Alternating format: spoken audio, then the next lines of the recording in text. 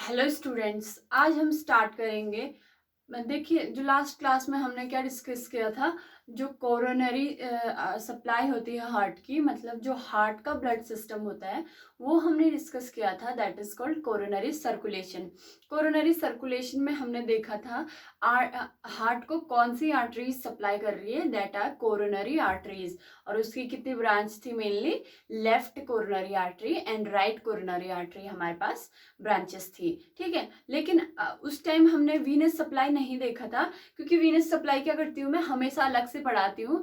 क्योंकि क्या होता है, जब हम दोनों वीनस और आर्टीरियल सप्लाई एक साथ पढ़ते हैं ना, तो हमें क्या हो जाता है, कंफ्यूजन हो जाता है। डोंट वरी, आपको नोट्स दोनों के एक साथ मिलेंगे, लेकिन क्या करेंगे हम इनको अलग अलग डेज पे स्टडी करेंगे। कोरोनरी सर्कुलेशन में दोनों चीजें आती है, एक तो आर्टरी ब्लड जाएगा और ब्लड वापस आएगा। ठीक है, तो जो ब्लड जाने की प्रोसेस है, मतलब सप्लाई की प्रोसेस है, वो हमने देख ली है। लेकिन जो ब्लड वापस आने की, वीनस रिटर्न वापस टुवर्ड द हार्ट आने की, जो deoxygenated blood toward the heart जाता है, वो कैसे जाता है, उसको बोलते हैं हम वीनस ड्रेनेज। ठीक है, तो वो कैसे होता है वो हम आज की क्लास में देखेंगे। तो सबसे पहले वीनस ड्रेनेज के लिए हमें क्या चाहिए होंगी? वेन्स चाहिए होंगे, क्योंकि इतना तो हमें पता है कि जो आर्टरीज होती है वो ब्लड कहाँ को लेके जाती है, अवे फ्रॉम द हार्ट लेके जाती है। और जो वेन्स होती है वो ब्लड हमेशा कहाँ को लेके जाती है, टुवर्ड्स हार्ट लेके जाती है। ठीक है, तो हमें इतना पता चल गया। अब हम देखेंगे जो हमारे वीनस सप्लाई है उसमें कौन कौन सी मेन वेन्स हमारी काम में आती है। ठीक है, सबसे पहले हम यहाँ पे देख रहे हैं कि ये हमने एक स्ट्रक्चर बनाया हुआ है। इस स्ट्रक्चर में अभी आपको डायग्राम से ही समझाऊंगी, जो थ्योरी वाला है वो तो आपको कहीं से भी पढ़ लोगे, लेकिन अगर ये आपको समझ आ गया तो दैट इज इम्पॉर्टेंट। ठीक है, सबसे पहले हमारे पास एक साइनस, मतलब एक होल होता है, एक बड़ा सा वेन होता है, that is called coronary sinus. ठीक है, अगर पूछ ले कि largest when of the heart कौन सी होती है, तो यहाँ पे एक क्वेश्चन हमारा प्रिपेयर हो जाता है। लार्जेस्ट आर्टरी तो हमारी एयोर्टा होती है, लेकिन अगर लार्जेस्ट वेन ऑफ हार्ट पूछ ले, दैट इज कोरोनरी साइनस। अगर लॉन्गेस्ट पूछ, अगर मतलब पूरे all over the body longest when पूछ ले, तो दैट इज लॉन्गेस्ट वेन हमारी होगी ग्रेट सिफिनस वेन। अगर लॉन्ग, देखो तीन क्वेश्चन यहाँ पे अराइज हो रहे हैं। एक होता है लॉन्गेस्ट, ठीक है, क्या वेन। एक होता है लार्जेस्ट, क्या वेन। और एक होता है हमारी लार्जेस्ट वेन ही है, लेकिन पर्टिकुलरली अगर कहाँ की पूछ ले, हार्ट की पूछ रहे। ठीक है, हार्ट का स्ट्रक्चर वैसे ऐसा नहीं होता है, बट हम सिंबॉलिकली हम क्या करते हैं, ऐसे प्रेजेंट करते हैं। ठीक है, तो अगर लॉन्गेस्ट वेन हमें पूछ ले, सिर्फ क्वेश्चन में हमें ये पूछेगा, ये क्वेश्चन है। ठीक है, लॉन्गेस्ट वेन पूछ लिया गया है, that is great cephalic vein. ठीक है, great saphenous vein. Great saphenous जो हमारे लेग में प्रेजेंट होती है, that is called great saphenous vein, जो कि हमने एक बार आगे भी डिस्कस किया था। हम किसके लिए यूज करते हैं? For coronary artery bypass graft. Graft के लिए हम क्या करते हैं? ग्रेट सिफिनस वेन का यूज करते हैं। ठीक है, तो longest when of the human body, that is great सिफिनस when. अगर लार्जेस्ट वेन पूछ ले, लॉन्गेस्ट ना पूछ के सिर्फ लार्जेस्ट पूछ ले, तो दैट इज इंफीरियर वीना कावा। इंफीरियर वीना कावा हमारा क्या हो जाएगा? Largest when of human body. अगर सिर्फ पर्टिकुलरली ये पूछ ले, लार्जेस्ट वेन ऑफ हार्ट पूछ ले, ह्यूमन ना पूछ के हार्ट पूछ ले, तो हम क्या बोलेंगे? That is coronary sinus. Coronary sinus. और स्मॉलेस्ट पूछ ले, अगर स्मॉलेस्ट वेन ऑफ हार्ट पूछ ले, तो that is called small cardiac vein, या फिर हम इसको बोलते हैं थिबेशियन वेन। थिबेशियन वेन। ठीक है, तो ये हमारे क्या हो गए, बहुत इंपॉर्टेंट क्वेश्चन हो गए। वन लीनियर होते हैं लेकिन कंफ्यूजन क्रिएट करते हैं, इसलिए हमें क्या होने चाहिए, आने चाहिए ये क्वेश्चन। ठीक है, 4 क्वेश्चन हमने यहीं पे क्या कर लिए, डिस्कस कर लिए। देखो, ये क्लास ही इसलिए इंपॉर्टेंट है ताकि जो आने वाले क्वेश्चन हैं या फिर आ चुके क्वेश्चन है, वो सारे थ्योरी के साथ साथ क्या हो रहे हैं, डिस्कस हो रहे हैं। ठीक है, और हम क्या करेंगे, जितने क्वेश्चन की आने की पॉसिबिलिटीज हैं वो हम क्या करेंगे, डिस्कस करेंगे। जैसे स्मॉलेस्ट वेन ऑफ हार्ट अभी तक नहीं पूछा गया है, तो क्या है, पॉसिबिलिटीज हैं इसकी पूछी जाने की। जबकि सारे लार्जेस्ट पूछ लिए तो क्या पूछ सकता है, स्मॉलेस्ट भी पूछ सकता है, दैट इज थिबेशियस वेन। ठीक है, अब हम अपना इस पे आते हैं, वीनस ड्रेनेज पे आते हैं। ये क्या होता है, कोरोनरी साइनस होता है। ठीक है, सबसे बड़ी वेन होती है हार्ट की। यहाँ पे आके सारी अदर वेन्स क्या करेंगे, इसकी जो ब्रांचेस होंगी वो इसमें ब्लड लाके ड्रेन करेंगे, और ये क्या जाएगा वापस, कहाँ पे जाएगा, हमारा सुपीरियर वेना कावा के थ्रू राइट एट्रियम में चला जाएगा। ठीक है, तो ये कैसे होता है, देखो ये कोरोनरी साइनस है, इसकी ब्रांचेस हैं, मेनली 4 ब्रांचेस इसकी होती हैं।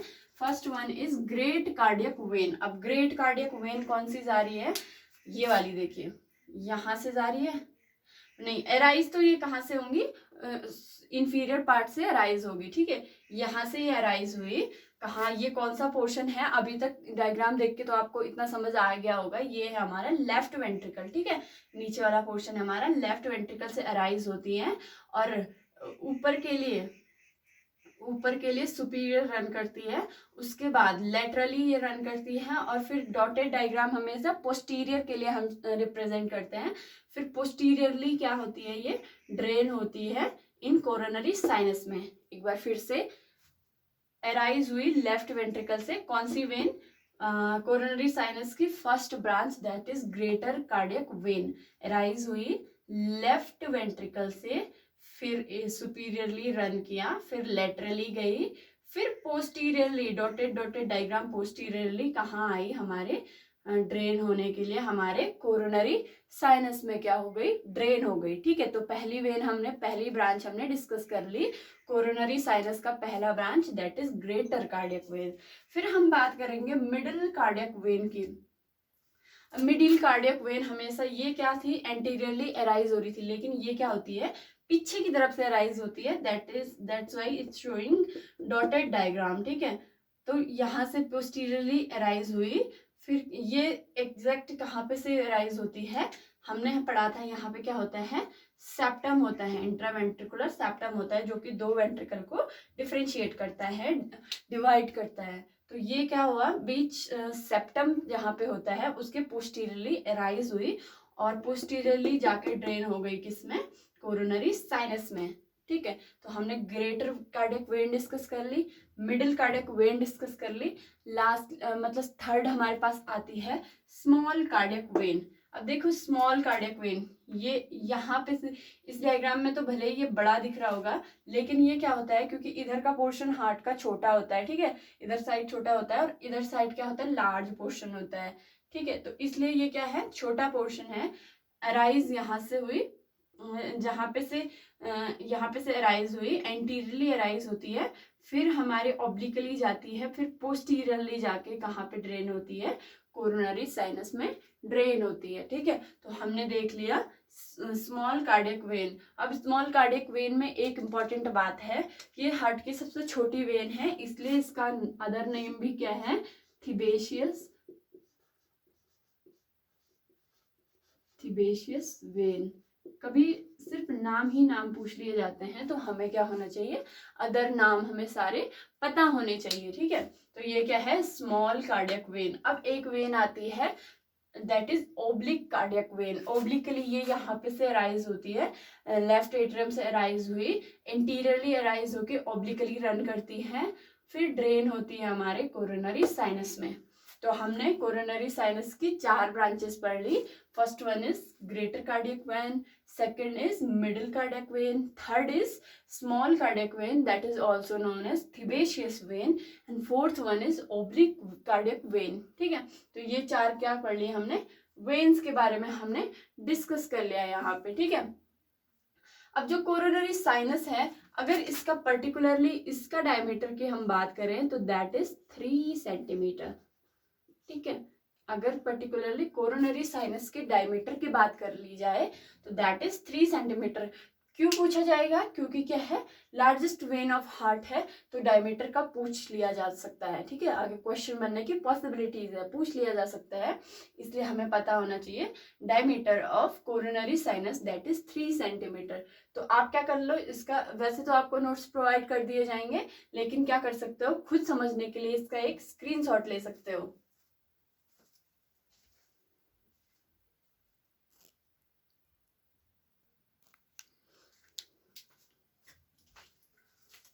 चलिए अब हम स्टार्ट करते हैं हमारा new topic that is blood vessels. जिस दिन हमने कार्डियोवैस्कुलर सिस्टम स्टार्ट किया था तो हमने क्या जाना था कि जो हम सीवीएस पढ़ते हैं वो पढ़ते हैं हम 3 पार्ट्स में। ठीक है, तो फर्स्टली हमने क्या डिस्कस किया था, अबाउट ब्लड के सारे सेल देखे थे हमने।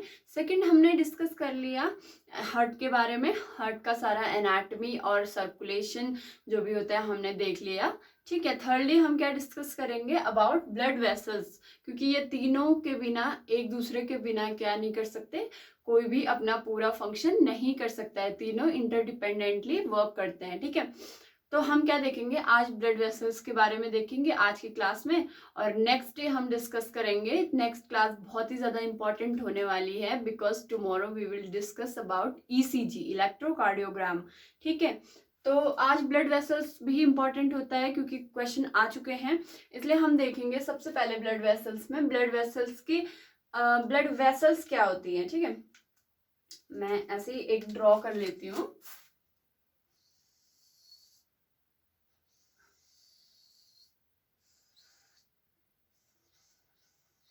ये ब्लड वेसल्स है कोई। ठीक है, यहां से क्या होगा, ब्लड फ्लो करेगा, इसके अंदर क्या करेगा, ब्लड फ्लो करेगा। ठीक है, इस ब्लड वेसल्स के अंदर क्या करेगा, ब्लड फ्लो करेगा, तो इसको ही हम क्या बोलते हैं, ब्लड वेसल्स बोलते हैं। लेकिन इतना ही जानना हमारे लिए सफिशिएंट नहीं है, हमें जानना होगा कि ये ब्लड वेसल कितने टाइप की होती हैं, ये ब्लड वेसल्स की कितनी लेयर्स होती हैं, कौन सी लेयर किस चीज से बनी होती है। ठीक है, और कौन सी लेयर का क्या फंक्शन होता है, हमें ये सब भी जानना जरूरी है। आजकल एग्जाम कॉम्पिटिटिव पर्पज से ये सारी नॉलेज होना बहुत ज़्यादा इंपॉर्टेंट हो जाता है। ठीक है, सबसे पहले हम बात करते हैं टाइप्स। तो हमारे पास 5 टाइप की ब्लड वेसल्स होती हैं। एक आपने डायग्राम देखा होगा, मतलब मैं रफली वो ड्रॉ करती हूँ। ठीक है, ऐसा होता है कुछ, जैसे ये हार्ट है। ठीक है, अब यहाँ पे मान लो हार्ट है, सिर्फ सपोज कर लो ये हार्ट है। ठीक है, एक साइड से क्या हो रहा है, ब्लड हार्ट को जा रहा है। ठीक है, एक साइड हम ऊपर के लिए ड्रॉ कर देते हैं और एक साइड से ब्लड आ रहा है नीचे के लिए। एक साइड हार्ट में ब्लड जा रहा है जो डीऑक्सीजनेटेड ब्लड होता है, और एक साइड से हार्ट से क्या आ रहा है, नीचे आ रहा है। तो जब ऊपर लेके जाती हैं तो वो क्या होती है, हमारी वेन्स होती है। जो नीचे लेके आती हैं दैट इज कॉल्ड आर्टरी। ठीक है, तो ये यहाँ पे हो गई। फिर आगे जाके, पहले हम सिर्फ आर्टरी की बात करें तो ये आर्टरी आगे जाके अपनी छोटी छोटी छोटी छोटी ब्रांचेस में क्या होती हैं, डिवाइड होती है। क्या होंगी, डिवाइड होंगी, जिन बहुत सारी ब्रांच, क्योंकि एक ही आर्टरी अगर पूरी बॉडी में जाती रहेगी तो ऐसा वो सफिशिएंटली ब्लड सप्लाई नहीं कर पाएगी ना, तो उसकी क्या हो जाती है, बहुत ब्रांच में वो क्या हो जाती है, डिवाइड हो जाती है। तो इसको तो हमने क्या बोला, artery, this is called artery. और इसको क्या हमने बोला, आर्टीरियोल्स, आर्टीरियोल्स हमने इसको बोल दिया। अब इससे भी फाइन एक और ज्यादा नेटवर्क आता है, इससे भी मतलब बिल्कुल फाइन। चलो मैं ब्लू पेन से उसको ड्रॉ कर देती हूँ।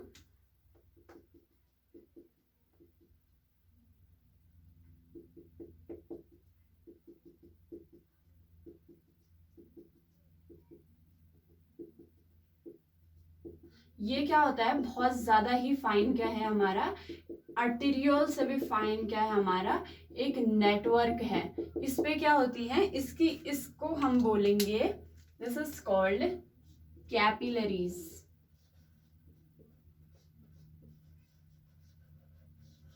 कैपिलरी हम इसको बोल देंगे।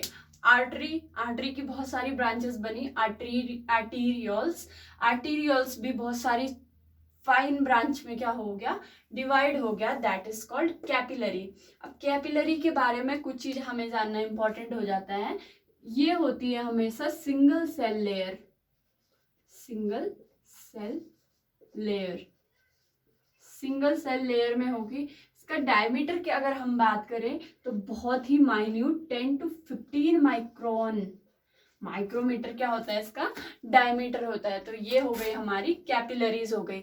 अब ये इतना फाइन नेटवर्क क्यों बना, देखो जो भी क्या होता है ब्लड में एक्सचेंज होता है, exchange of gases, exchange of nutrient, जो भी होगा ब्लड और सेल के बीच में। चलो ये तो हमारी ब्लड वेसल्स थी, और यहाँ पे क्या है, सेल्स प्रेजेंट है, सेल्स प्रेजेंट है, ठीक है। तो यहाँ पे भी सेल्स प्रेजेंट है, यहाँ पे भी, पूरी जगह क्या है, सेल्स प्रेजेंट है। लेकिन ये क्या है, इन कैपिलरीज की लाइनिंग कैसी है, सिंगल लेयर, एक ही लेयर है सेल्स का। तो ये क्या दे सकता है, इजीली ब्लड से इन सेल्स को न्यूट्रिएंट्स प्रोवाइड कर सकता है, ठीक है। इन सेल्स में क्या कर देगा, इजीली न्यूट्रिएंट प्रोवाइड कर देगा, गैसेस एक्सचेंज कर देगा। तो कैपिलरीज ही वो नेटवर्क होती है जहाँ पे हमारा गैसियस एक्सचेंज होता है, ठीक है। ऑल ओवर बॉडी में, पूरी बॉडी में क्या होती है, हमारी कैपिलरीज प्रेजेंट होती है, ठीक है। फिर हम बात करेंगे, फिर कैपिलरी आगे जाके फिर से किसमें एक्यूमुलेट होना स्टार्ट होगी, आर्टीरियोल में। किसमें एक्यूमुलेट होना स्टार्ट होगी, आर्टीरियोल में। मतलब थोड़ी जो हमारी ज्यादा कम ब्रांचेस होंगे, that is arteriole. Artery divide हुई आर्ट्रियोल में, आर्ट्रियोल डिवाइड हुआ कैपिलरीज में, कैपिलरीज फिर से क्या बनाएगा, आर्टीरियोल बनाएगा, और आर्टीरियोल फिर से क्या बनाएगा, हमारा आर्टरी बना देगा। तो यहाँ से एक सिंगल आर्टरी हमारी बन जाएगी। ये डायग्राम आपने बहुत ही बार बुक में भी देखा होगा, एक ऐसा डायग्राम बना होता है। तो ये सेम डायग्राम होता है। यहाँ पे मैंने क्या समझा दिया, थोड़ा इजी वे में आपको, आपके समझने के लिए इजी वे में इसको ड्रॉ कर दिया। सेम क्या होता है, वेन का स्ट्रक्चर होता है। तो हमारे पास, मैं ये बताना चाहती हूँ कि 5 टाइप की ब्लड वेसल्स होती है। फर्स्टली आर्टरी, जो ये सिंगल ब्लड वेसल्स थी, दैट इज कॉल्ड आर्टरी, ठीक है। फिर आर्टीरियोल, आर्टीरियोल क्या, इस आर्टरी की बहुत सारी ब्रांचेस निकली, दैट इज कॉल्ड आर्टरी। फिर आर्टीरियोल आगे जाके क्या हुआ, बहुत बड़ा नेटवर्क इसने बना लिया, माइन्यूट से नेटवर्क इसने बना लिया, जिसकी लेयर क्या होगी, सिंगल सेल लेयर होगी हमेशा। तो इसको हम बोलेंगे कैपिलरी, ठीक है, कैपिलरी। और कैपिलरी आगे जाके क्या बनाती है, हमारी वेन्स, वेन में क्या होती है, वो होती है, मर्ज होती है। सॉरी, यहाँ पे ये क्या था, ये तो हमने क्या बात करी, ये हमारी कैपिलरीज हो गई। तो ये यहाँ से वेन हमारा आ रहा था ना, तो हमारा वेन यहाँ से जाके ये वेन कंटिन्यू होगी, फिर ये वेन्यूल्स बनाती हैं ये वेन। फिर यहाँ से क्या जाएगा, ब्लड ऊपर दोबारा वापस हमारे सिस्टम में जाएगा, ठीक है। तो ये यहाँ पे हमने समझ लिया। देखो आर्टरी, एक आर्टरी आई, अभी सिर्फ हम एक की बात, वैसे आर्टरी बहुत ज्यादा होती है, बहुत सारी आर्टरीज होती हैं, हमने आर्टरीज में देख लिया है। लेकिन अभी हम एक आर्टरी को अगर समझे, तो आर्टरी आई, डिवाइड हुई एट्रियोल में, फिर क्या बना, कैपिलरीज हमारी बनी। फिर कैपिलरीज के बाद वेन्यूल स्टार्ट हुआ, वेन की ब्रांचेस, इस मेन वेन की ब्रांचेस स्टार्ट हुई, फिर वेन स्टार्ट हुई, फिर ये डीऑक्सीजनेटेड ब्लड लेके कहाँ चली गई, हमारे हार्ट में चली गई, ठीक है। तो इस टाइप का सिस्टम क्या चलता रहता है, हमारी बॉडी में चलता रहता है। और अगर अब कोई पूछे कि ब्लड वेसल्स के कितने टाइप होते हैं, तो हमारा आंसर क्या होगा, blood vessels has 5 type. First one is artery, then arterioles, then capillary, then venules, then vein, ठीक है। तो ये 5 टाइप की क्या हो गई, हमारी ब्लड वेसल्स हो गई। अब हम क्या बात करेंगे, 1 बाय 1 सेल्स की बात करेंगे।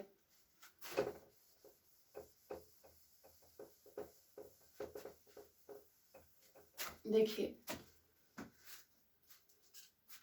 इसमें अगर हम देखें तो सबसे पहले हम ड्रॉ करते हैं ए ल्यूमेन। अब जो हमारी ये वाली ब्लड वेसल्स थी ना, इसमें क्या हो रहा था, ब्लड फ्लो हो रहा था, ब्लैक कलर का हो गया लेकिन समझ लीजिए, ठीक है। इसमें क्या हो रहा था, ब्लड फ्लो हो रहा था। ये ऐसे करके क्या है, ये एक ब्लड वेसल्स है। तो हम इसका ऐसे वाला कट सेक्शन अगर देखें, ऐसे वाला कट सेक्शन हम यहाँ से अगर काट के देखें तो ये हमारे पास कुछ टाइप के लेयर्स में दिखेगा। फर्स्टली हम क्या बनाएंगे, इस पाइप को हमने ऐसे कर दिया, ठीक है। तो हम क्या देख रहे हैं, अब इसके अंदर से देख रहे हैं। तो हम अब क्या बात करेंगे, ब्लड वेसल्स की लेयर के बारे में बात करेंगे, ठीक है। तो हमारे पास 3 टाइप की लेयर होती है, बहुत बार आपने नाम भी सुना होगा, tunica externa, media and intima. लेकिन आज हम क्या जानेंगे, 1 बाय 1 सबके बारे में जानेंगे। तो ये बीच का क्या है, इस पोर्शन को हम बोलेंगे, ये इनर मोस्ट लेयर है, इस पोर्शन को हम बोलेंगे ल्यूमेन। इसको हम क्या बोलेंगे, ल्यूमेन।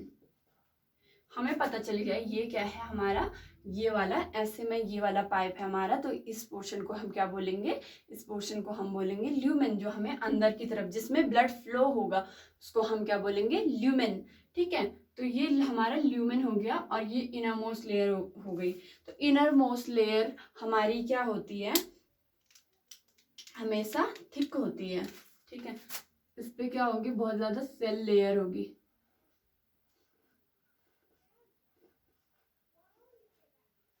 इस पे क्या होगी, सेल लेयर हमारी प्रेजेंट होगी। अब हमें ये पता होना चाहिए कि ये सेल लेयर किससे बनी होती है। ये पूरी हमारी क्या है, अभी हम सिर्फ इनर मोस्ट लेयर की बात कर रहे हैं, that is tunica intima. Inner most cell layer की हम बात करें तो दैट इज ट्यूनिका इंटिमा। हम नाम भी इसका लिख देते हैं, ट्यूनिका इंटिमा, ठीक है। अब ट्यूनिका ये भी एक ग्रीक वर्ड का नाम है। ट्यूनिका मतलब होता है कोटिंग, जो कोट बनाता है ना, कोटिंग हो रही है ना अराउंड द ल्यूमेन, क्या हो रही है, बहुत सारी लेयर की कोटिंग हो रही है, तो दैट इज कॉल्ड ट्यूनिका, ठीक है। ट्यूनिका और इंटिमा मतलब inner most, intima, tunica intima हमारी इनर मोस्ट लेयर जो बनी होती है, ये क्या होती है, बहुत सारी लेयर इसमें सेल की प्रेजेंट होती है। और किससे हमारी ट्यूनिका इंटिमा बनी होती है, that is called simple squamous epithelial tissue. ये क्वेश्चन का, एग्जाम का क्वेश्चन है, ठीक है। Simple squamous epithelial tissue, simple squamous epithelial tissue की ये क्या होती है, बहुत लेयर्ड क्या होती है, ये स्ट्रक्चर होती है। और हमें ये पता होना चाहिए जो इनर मोस्ट लेयर होती है ना, इसमें क्या प्रेजेंट होता है। ये जो रेड से मैं बना रही हूँ, आपको कोई आइडिया है, मैं पहले भी ये डिस्कस कर चुकी हूँ एक बार। इनर मोस्ट लेयर में प्रेजेंट होती है एक टाइप की cells, that is called endothelial cell, that is called, ये क्या, कौन से सेल्स इसमें प्रेजेंट होते हैं, एंडोथेलियल सेल इसमें प्रेजेंट होते हैं। और एंडोथेलियल सेल हमेशा क्या सिक्रेट करता है, एंडोथिलिन सिक्रेट करता है, जो कि ब्लड वेसल्स को डायलेट होने में मदद करता है, ठीक है। तो हमारा inner most layer tunica intima हमारा कंप्लीट हो गया। 2 चीज हमें इसमें पता चल गई, एक किससे कौन से सेल से बनी होती है, सिंपल स्क्वेमस एपिथेलियल टिश्यू से बनी होती है, ठीक है। दूसरी बात क्या पता चली, इसमें कौन से सेल प्रेजेंट होते हैं, another cell that is endothelial cell की इसमें क्या होती है, कवरिंग होती है, ठीक है। हमें क्या पता चल गया, एक चीज हमें पता चल गई। फिर हम बात करेंगे सेकंड कोटिंग की, हम बात करते हैं सेकंड कोटिंग की। अगर हम बात करें तो सेकंड होती है हमारी ट्यूनिका मीडिया, मीडिया मतलब मिडिल लेयर, ठीक है। और मिडिल लेयर है तो हमेशा किससे बनी होगी, इसमें कुछ कुछ ये प्रेजेंट होंगे, इसको हम क्या बोलेंगे, कौन सी लेयर होगी, ये हो जाए, ये लेयर बन जाती है हमारी ट्यूनिका मीडिया, मीडिया। और ये किससे बनी होती है, it formed by smooth muscles, smooth muscle से ये क्या होती है, बनी हुई होती है, ठीक है। ये स्मूथ मसल से बनी हुई होती है। आगे हम देखेंगे कि कौन कौन टाइप के हमारे पास आर्टरी के लेयर्स होती हैं, तो हम जानेंगे कि स्मूथ मसल के अलावा भी इसमें कुछ और प्रेजेंट होता है। लेकिन अभी के लिए हमें पता होना चाहिए ट्यूनिका मीडिया मसल लेयर होती है और कौन सी मसल, स्मूथ मसल से ये क्या होती है, फॉर्म्ड होती है। ठीक है, और जब हम बात करते हैं ट्यूनिका एक्सटर्ना की, तो ये क्या होती है, बिल्कुल इससे अडेयर लेयर होती है और एक सिंगल लेयर ये फॉर्म करती है, कोई इसके बीच में कोई गैप नहीं होता है। ट्यूनिका एक्सटर्ना या फिर ट्यूनिका एडवेंटिशिया भी हम इसको बोलते हैं। तो ये क्या होती है, हमारी 3 लेयर की हमने बात कर ली। ये हो गई हमारी ट्यूनिका एक्सटर्ना। तो हमने यहाँ पे पूरे डायग्राम की बात कर ली। सबसे पहले अंदर में हमारे पास क्या प्रेजेंट है, ल्यूमेन प्रेजेंट है। सेकेंडली ल्यूमेन के बाद ही जो ल्यूमेन से अटैच्ड जो लेयर है उसको बोलते हैं हम tunica intima, that is composed of simple squamous epithelial tissue. और उसमें कौन से सेल प्रेजेंट होते हैं, एंडोथेलियल सेल प्रेजेंट होते हैं। जो मिडिल लेयर होती है that is composed of smooth muscles. ठीक है, स्मूथ मसल से बनी होती है, इसलिए कॉन्ट्रैक्शन एंड रिलैक्सेशन में हेल्प कराती है। और सबसे क्या होती है, स्ट्रॉन्गेस्ट लेयर भी होती है हमारी ट्यूनिका मीडिया।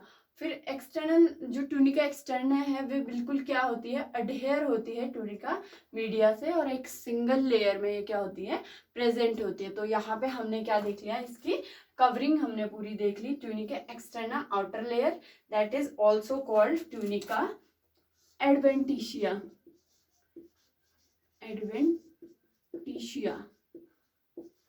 एडवेंटिशिया भी हम क्या बोलते हैं, ट्यूनिका एक्सटर्ना को बोलते हैं। फिर ट्यूनिका मीडिया स्मूथ मसल से बनी होती है। Tunica intima simple squamous epithelial tissues से बनी होती है। और सेल कौन से प्रेजेंट होते हैं, एंडोथेलियल सेल्स प्रेजेंट होते हैं।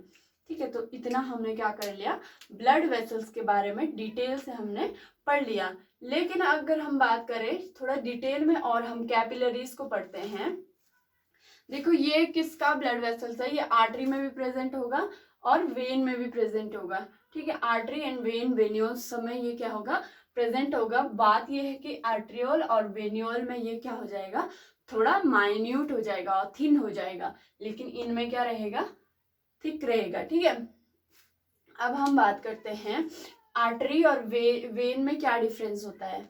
देखो अब हम बात करेंगे आर्टरी और वेन में, स्ट्रक्चर तो सेम यही रहेगा। ठीक है, लेकिन आर्टरी और वेन में एक बार मैं रब करके पूरा फिर से बनाती हूँ ताकि आपको क्लियर हो जाए। दोनों का अलग अलग मैं ड्रॉ करूंगी।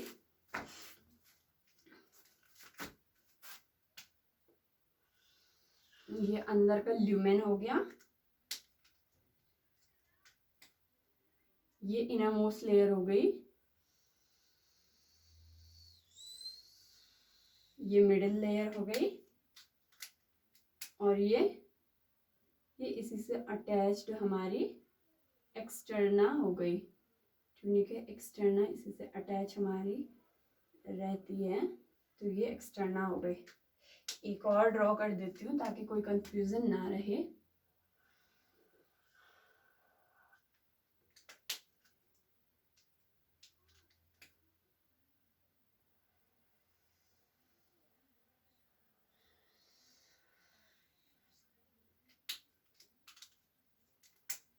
अभी आपको कोई भी कंफ्यूजन इसमें कभी भी नहीं होगा, क्योंकि आपको ये हमेशा लाइफ टाइम के लिए याद रहने वाला है। ठीक है, देखिए ये ड्रॉ कर लिया हमने आर्टरी का ब्लड वेसल्स, और ये ड्रॉ कर लिया हमने वेन का। तो आर्टरी में क्या होता है, जो ल्यूमेन होता है आर्टरी का, वो इसका भी सेम होगा, वेन का भी सेम होगा। लेकिन जो आर्टरी में क्या प्रेजेंट है हमारा, हमने बोला कि जो मिडिल लेयर होती है उसमें क्या प्रेजेंट होते हैं, स्मूथ मसल्स प्रेजेंट होती है। अब इसके स्मूथ मसल का साइज और इसके स्मूथ मसल का साइज में क्या है, बहुत ज्यादा डिफरेंस है। मतलब वेन में जो मसल्स होती हैं smooth muscles that are less, कम है, और जो आर्टरी में जो स्मूथ मसल्स हैं दैट आर मोर। एक डिफरेंस ये हो गया, ठीक है। स्मूथ मसल वाली मिडिल लेयर क्या होती है, आर्टरी में थिक होती है और इसमें क्या हो जाती है, थिन होती हैं। फिर सेकंड डिफरेंस ये होता है, जो मिडिल लेयर होती है उसमें क्या प्रेजेंट होता है, एक special type of muscle fibre पाया जाता है दैट इज कॉल्ड इलास्टिन।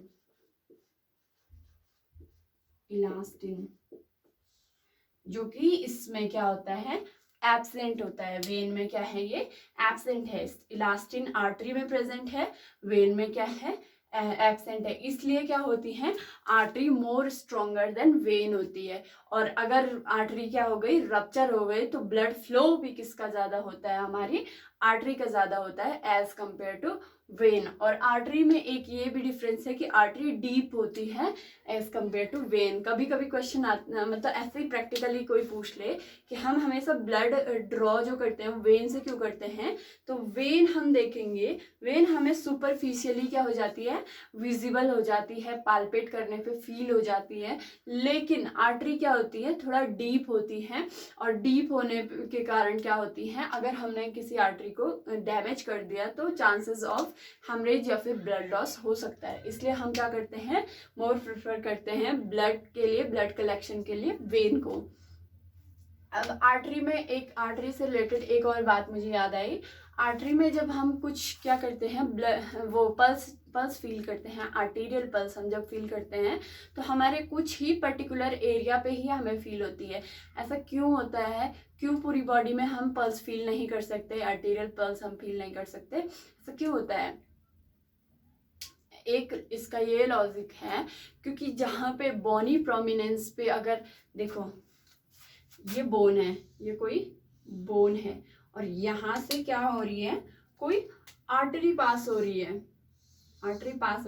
तो इस बोन के अगेंस्ट में जब हम इस आर्टरी को प्रेस करते हैं, वैसे तो ये डीप होती हैं, लेकिन अगर बोन्स के अगेंस्ट में हम क्या करते हैं, आर्टरी को प्रेस करते हैं, और इसलिए फील होती है क्योंकि आर्टरी में प्रेशर भी क्या होता है, ज़्यादा होता है। और हमने बोन्स के अगेंस्ट में या फिर कोई मसल लेयर है यहाँ पे स्ट्रॉन्ग वाली, उसके अगेंस्ट में हमने इसको पाल्पेट कर लिया, तो यहाँ पे हमें क्या हो जाएंगी, हमें आर्टरी की पल्स फील हो जाएंगी, ठीक है।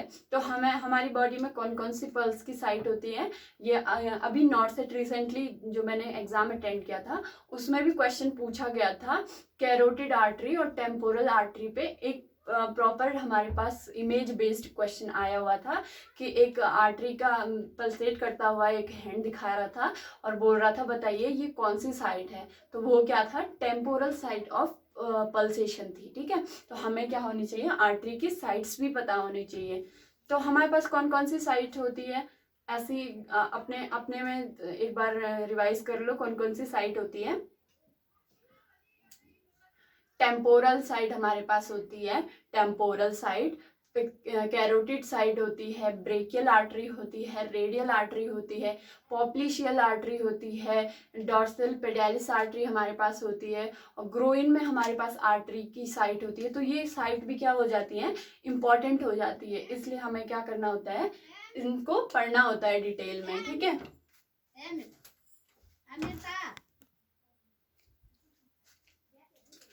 ठीक है, तो अब हमने क्या कर लिया, आर्टरी और वेन के बारे में डिस्कस कर लिया। तो अब हम क्या डिस्कस करेंगे, अबाउट कैपिलरीज। तो हमारे पास जब हम कैपिलरीज का डिस्कशन करते हैं तो सबसे पहले मैंने अभी भी वो किया था, बताया था आपको।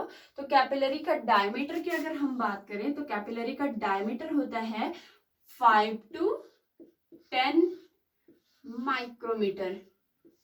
डायमीटर क्वेश्चन पुट अप हो चुका है इसलिए मैं बता रही हूँ। यहाँ पे भी मैं स्टार मार्क करती हूँ तो आपको इम्पोर्टेंट आपको खुद ही लग जाना चाहिए। अब तो आपको आदत हो गई होगी ये क्या होता है, इम्पोर्टेंट होता है, ठीक है। 5 to 10 माइक्रोमीटर क्या है, डायमीटर है कैपिलरी का। फिर हम बात करते हैं, कैपिलरी 3 टाइप्स की होती है। सबसे पहले होती है हमारी कंटिन्यूअस टाइप ऑफ कैपिलरी, मतलब जिसका क्या नहीं होता है, जो कंटिन्यू ही है, ठीक है, कोई कहीं पे कोई एंडिंग नहीं है, that is called continuous type of capillary. तो ये कहाँ पे प्रेजेंट होती है?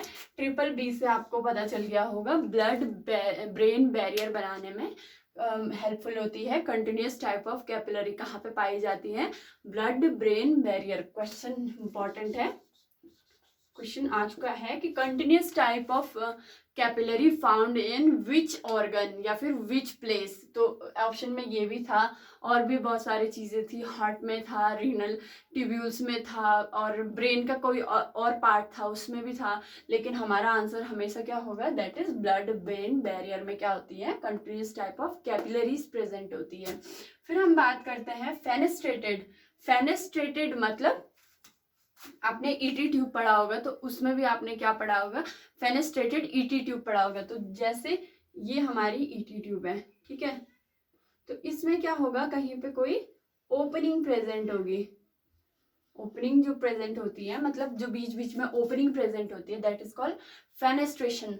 इसमें भी ऐसे ही होता है। इस फेनेस्ट्रेटेड में क्या होती है? बीच बीच में इन कैपिलरीज में ओपनिंग या फिर होल प्रेजेंट होता है, that is called fenestrated capillary. और कहाँ प्रेजेंट होगी? हमारी रीनल ट्यूब्यूल्स में हमारी क्या होगी? फेनेस्ट्रेटेड कैपिलरीज प्रेजेंट होगी।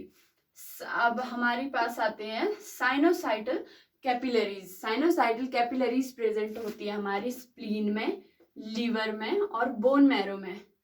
स्प्लीन में, लीवर में और बोन मैरो में क्या प्रेजेंट होती है? हमारी साइनोसाइटल कैपिलरीज प्रेजेंट होती है, ठीक है। तो हमने अभी देख लिया कैपिलरीज के बारे में भी, ये भी इंपॉर्टेंट होता है बहुत ज़्यादा। अपने नोट में इसको नोट कर लीजिएगा और शॉर्टली क्या कर लीजिएगा? इसका स्क्रीनशॉट ले लीजिए, ताकि देखिए डायग्राम तो आपको ऐसे बनाओगे खुद से ना, देख के, खुद से इसमें देख के आप डायग्राम बनाओगे, एक बार ड्रॉ करोगे तो आपको क्या होगा? इजीली समझ जाएगा। अब हम बात करते हैं, जो ब्लड वेसल्स होती है उनको भी ब्लड सप्लाई की जरूरत होती है, तो उस टर्म को हम क्या बोलते हैं?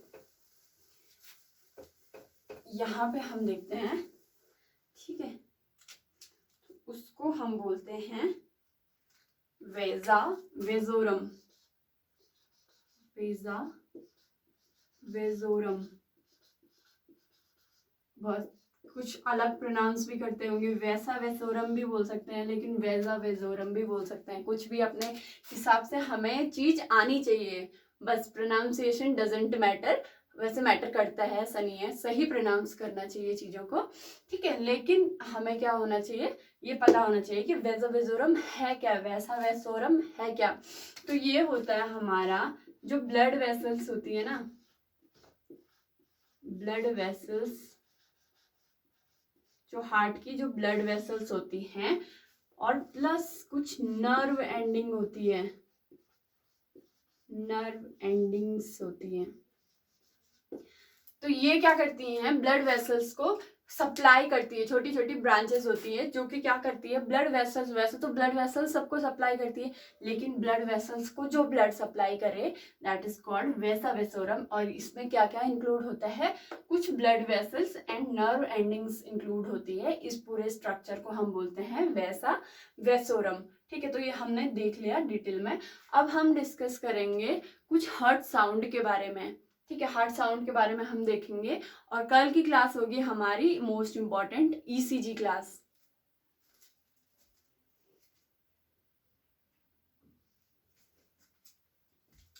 चलिए आज की क्लास के बारे में हम डिस्कस कर लेते हैं, दैट इज हार्ट साउंड। जो लास्ट टॉपिक हमारा रह गया है, शॉर्टली इसको डिस्कस करेंगे, क्योंकि इंपॉर्टेंट हमें पता होता है कि S1 S2 साउंड इंपॉर्टेंट होती है, और क्वेश्चन में अभी तक सिर्फ 4 टाइप की हार्ट साउंड पूछी गई हैं, और आगे पॉसिबिलिटीज नहीं है कि इससे ज़्यादा कुछ पूछा जाए, लेकिन हमें क्या होना चाहिए? इसके बारे में पता होना चाहिए। फर्स्ट साउंड होती है that is called S1 sound, that is called love. जब हमारा क्लोजर होता है atrioventricular valve of the heart, तो इस साउंड को हम बोलते हैं S1 sound, that is love sound. Atrioventricular wall कौन से होते हैं हमारे? हमने जब हार्ट पढ़ा था तो हमने उसमें डिटेल में पढ़ा था, जो एट्रियोवेंट्रिकुलर वेल्व होते हैं हमारे, that is called tricuspid valve, tricuspid and bicuspid. Bicuspid का अदर नेम मिट्रल वेल्व, ठीक है। तो एट्रियोवेंट्रिकल वेल्व जब क्लोज होते हैं, मतलब जब क्या होता है? हार्ट का कॉन्ट्रैक्शन होता है ड्यूरिंग सिस्टोल, और ये सब कब होता है? ड्यूरिंग सिस्टोल, सिस्टोल के टाइम, कॉन्ट्रैक्शन के टाइम पे जैसे ही हार्ट क्या हुआ, कॉन्ट्रैक्ट हुआ, ठीक है, हार्ट कॉन्ट्रैक्ट हुआ और हमारे atrioventricular valve, tricuspid valve and bicuspid valve हमारे क्लोज हुए, तो उस टाइम एक साउंड अपीयर होता है। जब हम स्कल्टेशन करते हैं हार्ट का तो हमें एक साउंड सुनाई देता है, that is called love. Love sound हमें सुनाई देता है, that is called S1 sound. S1 heart sound normal sound होता है, ठीक है। तो हमें पता चल गया S1 साउंड हमें कब सुनाई देती है? जब क्लोज होता है एट्रियोवेंट्रिकुलर वेल्व या फिर ट्राइकस्पिड बाइकस्पिड वेल्व। फिर हम देखते हैं S2 heart sound. S2 heart sound होती है हमारी डब साउंड। डब साउंड हमें कब सुनाई देती है?